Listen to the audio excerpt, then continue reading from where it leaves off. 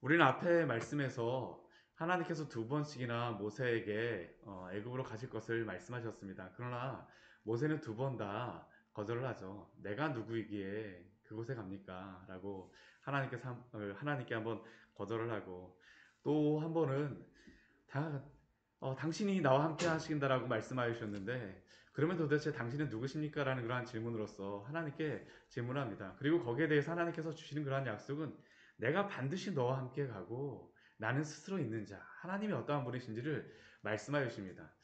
이렇게 놀라운 그러한 은혜와 함께 또한 하나님의 그 약속을 받고 또 이후에 있을 그러한 애굽에서의 그러한 모든 일들이 무엇인지, 구원이 무엇인지, 어떻게 구원이 이루어질지를 다 하나님께서 알려주셨으면 이제 모세는 갔을까요?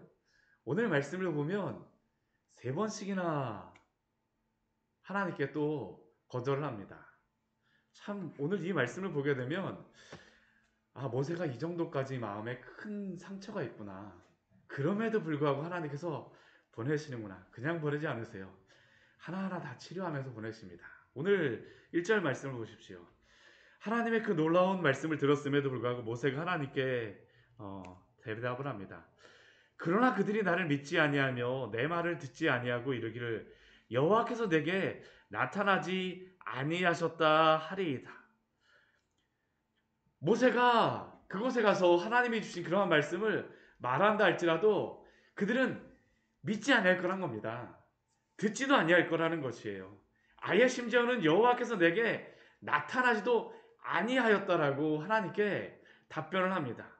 모세가 왜 이렇게 하나님께 듣지도 않고 믿지도 않고 나타나지도 않았다라고 이스라엘 백성들이 그럴 거라고 생각을 할까요?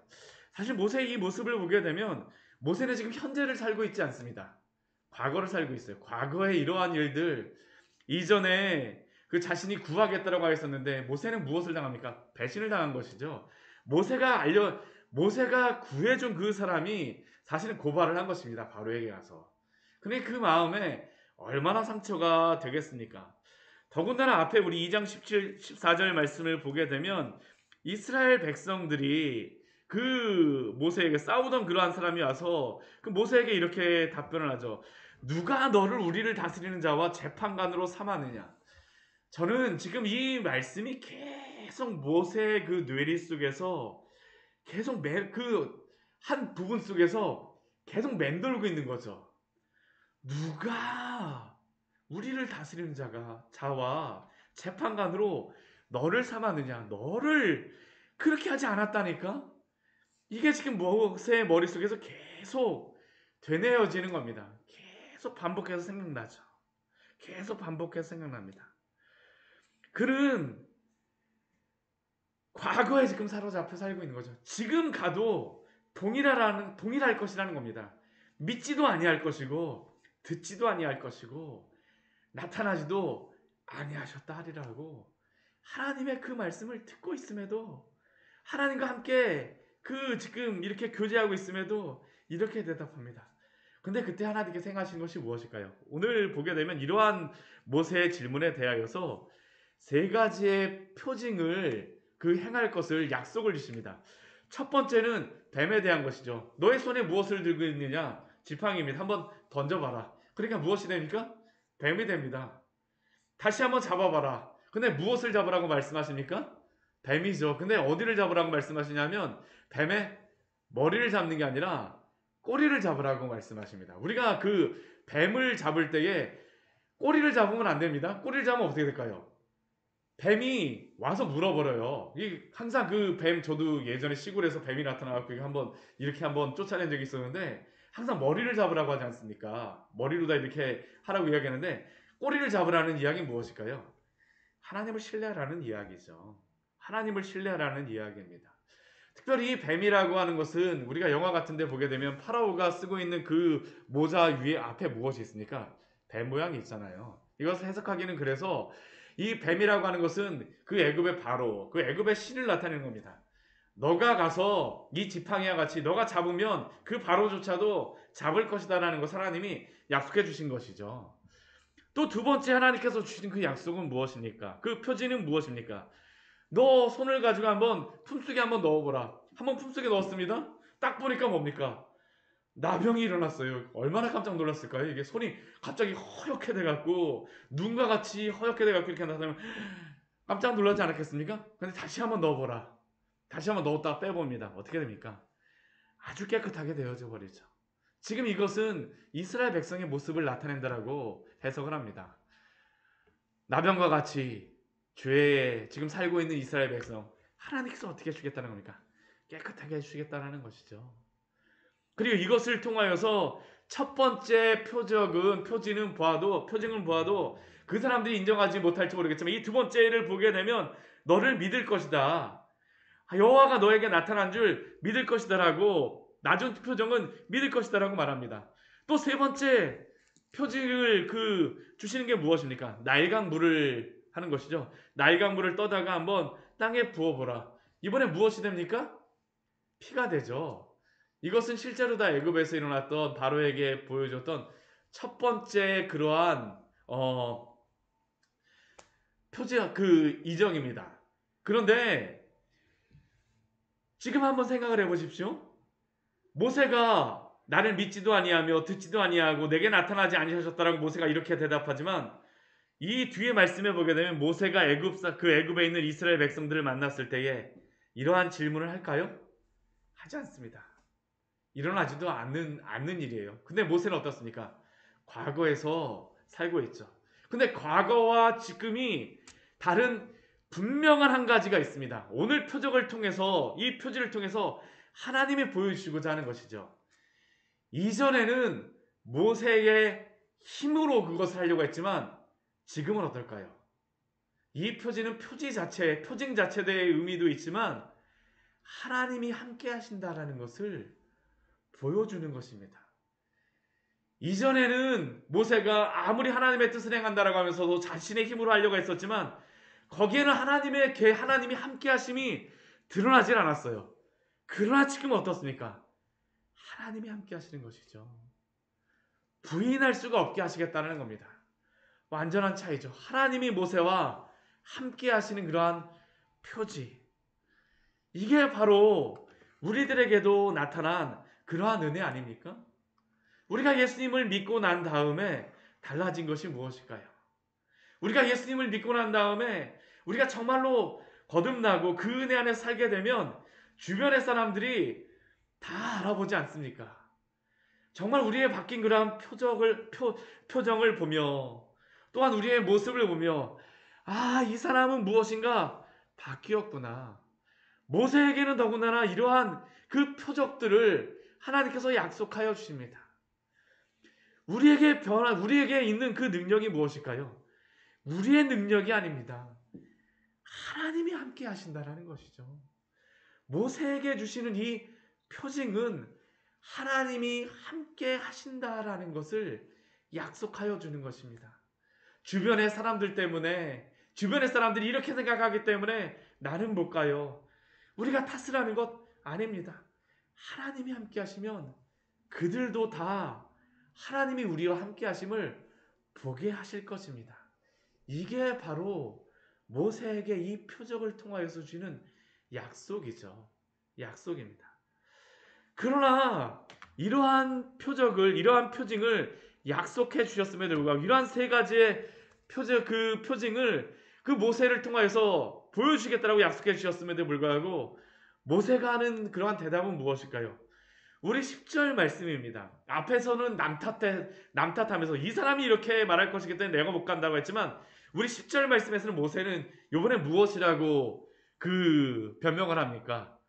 오 주여, 나는 본래 말을 잘하지 못하는 자니이다. 이번에는 나 때문이라는 것이죠. 주님, 당신이 아시지 않습니까? 오 주여, 나는 본래 말을 잘하지 못해요. 내가 능력이 없다니까요.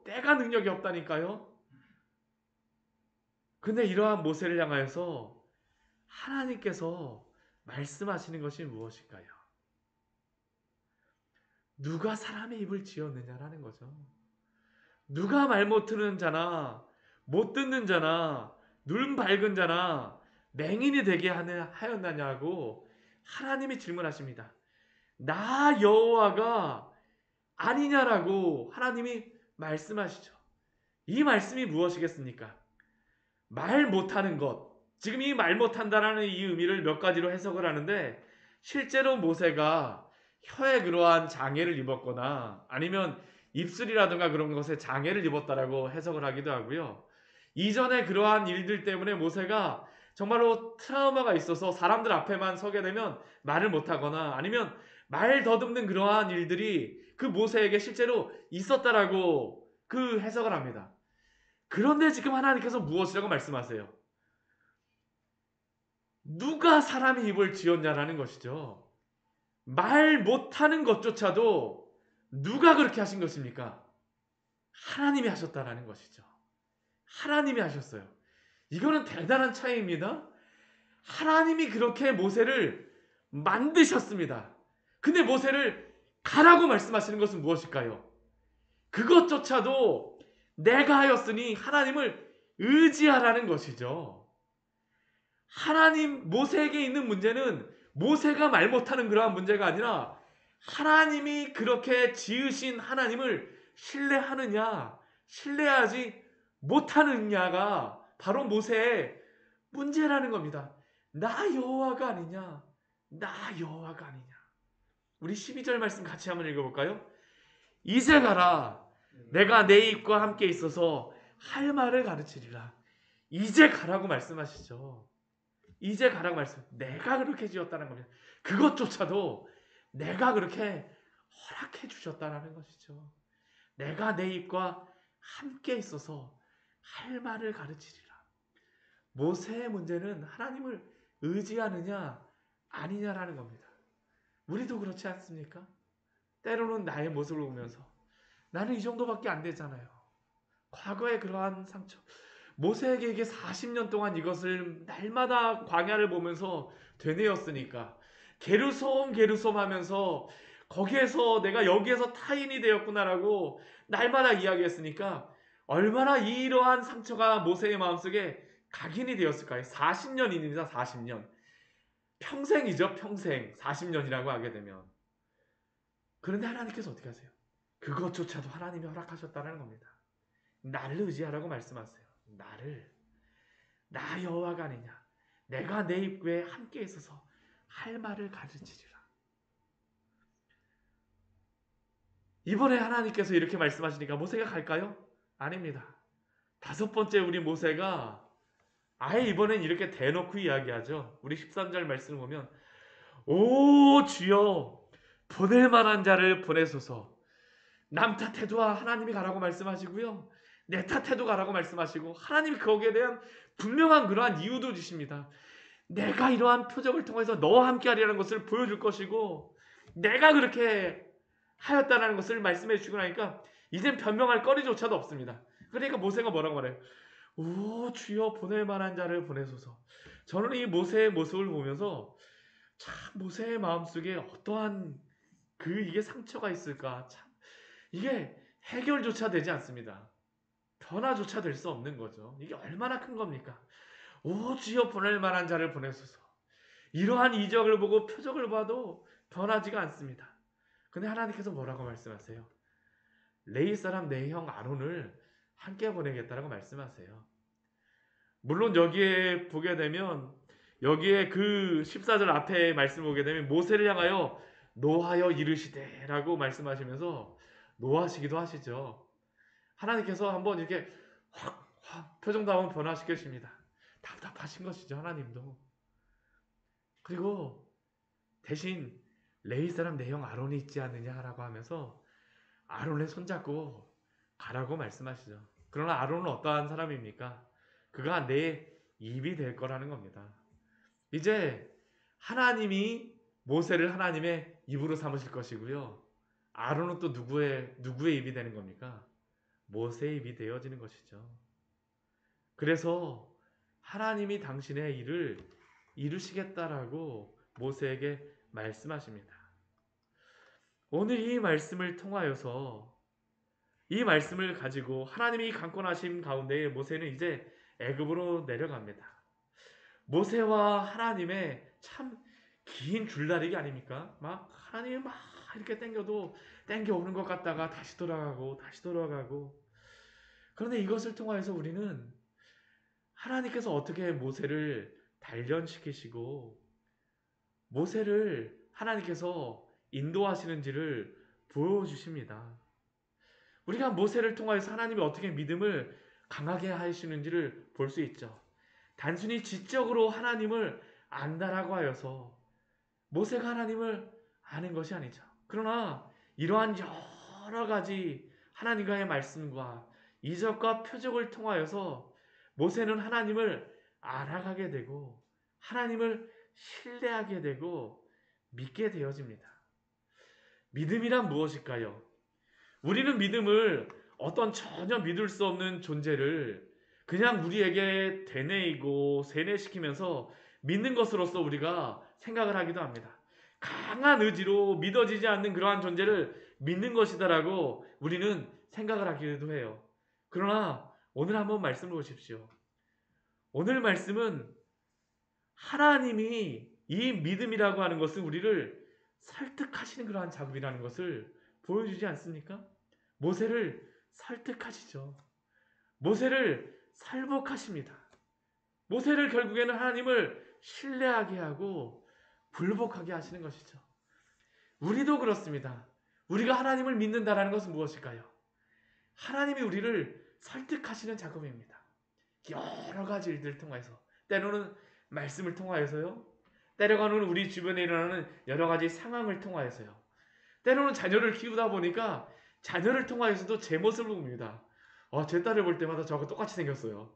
어렸을 때 제가 했던 거하고 똑같습니다. 그런 모습을 보면서 내가 그랬었구나. 자녀를 통해서도 하나님께서 우리를 교육하시죠. 깨우쳐 주시죠.